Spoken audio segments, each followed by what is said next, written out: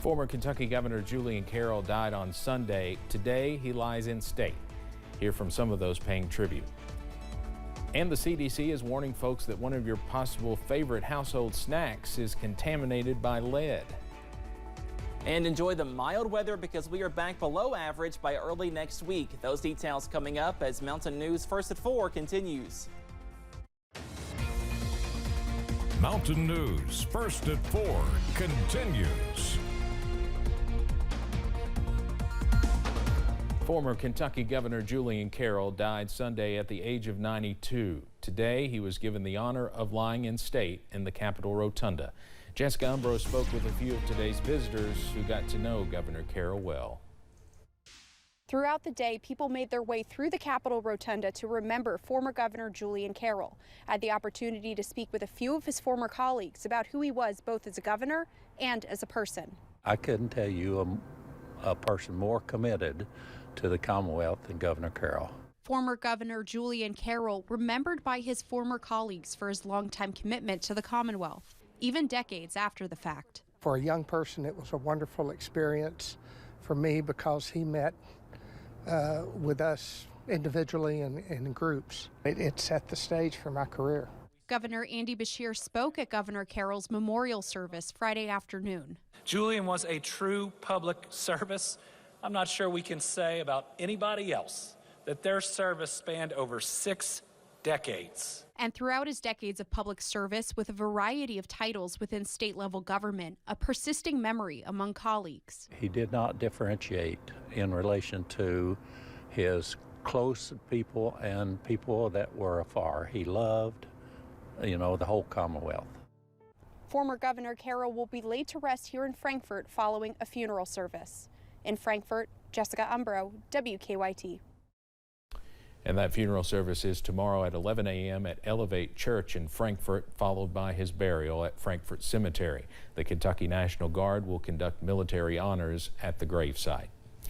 Jurors are set to decide how much former mayor of New York City, Rudy Giuliani, will pay in his civil defamation case. Giuliani has already been found guilty in the defamation of Ruby Freeman and Shay Moss. Giuliani claimed they both, among other things, stuffed ballots and used a USB to rig voting machines. Freeman says she had to sell her home due to threats, and Moss says she could not find work because of Giuliani's claims. The jurors are deciding how much he owes the two women. Their attorneys are urging the jury to award each of them $24 million.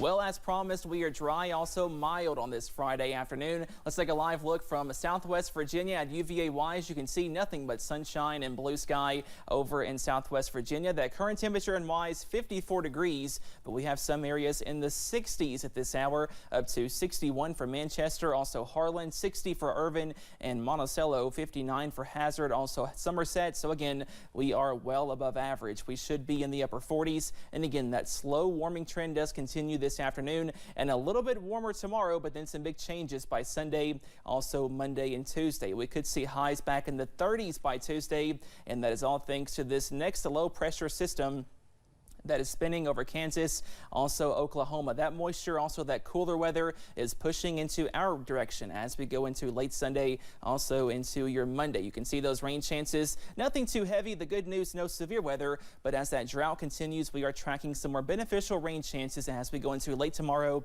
also for most of your Sunday. But again, some more cooler weather on Sunday, and then maybe a few snowflakes by Monday, also Tuesday. Those details coming up in just a few minutes. Steve? Cameron, thank you. An outbreak of lead poisoning tied to pouches of cinnamon applesauce for children is under investigation, and one official says it could have been intentional. The FDA is looking at 3 brands, Wanabana, Weiss, and Schnucks, all made in Ecuador. Recalls of the pouches began in late October. As CBS's Meg Oliver reports, the CDC now reports at least 125 cases of possible lead poisoning across 22 states. I never thought in a million years that my son would be a lead poisoned child. Sarah and Ricky Callahan learned that their son Rudy had lead poisoning during a routine exam in August, shortly after his first birthday.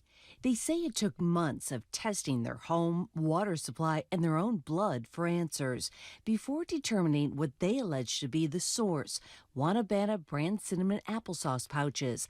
The Callahans are now suing the company for damages. To realize that those were the culprit, I think anger was very much our initial response. WYMT is one of 3 companies the FDA has identified as having cinnamon applesauce products tainted with lead. In an interview with Politico, an FDA's official said it could be an intentional act on the part of someone in the supply chain. The FDA is still investigating several theories behind the contamination. The FDA isn't struggling, it's failing when it comes to environmental contaminants in general. Dr. Leonardo Trusande is the director of the NYU Langone Center for the Investigation of Environmental Hazards. He told us this about the effects of lead in children. Key connections in the brain that are crucial for attention and learning are disrupted, and the effects are therefore permanent and lifelong. Challenges like those are exactly what the Callahans are worried about for their 15-month-old son. We've identified a little bit of a speech delay, and we're working to correct that. It's not something that's going to go away tomorrow. This is something that will be with my son for the rest of his life. Meg Oliver, CBS News.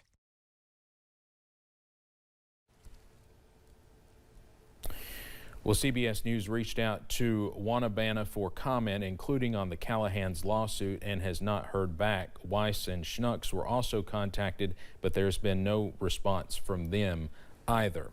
We want to bring you a quick update on a story we told you about just a few minutes ago, that Rudy Giuliani case. The jury has awarded $148 million in damages in that defamation case over lies that Giuliani spread about them in 2020. Again, a jury has awarded $148 million to those election workers. There'll be more about this later, of course, on the CBS Evening News.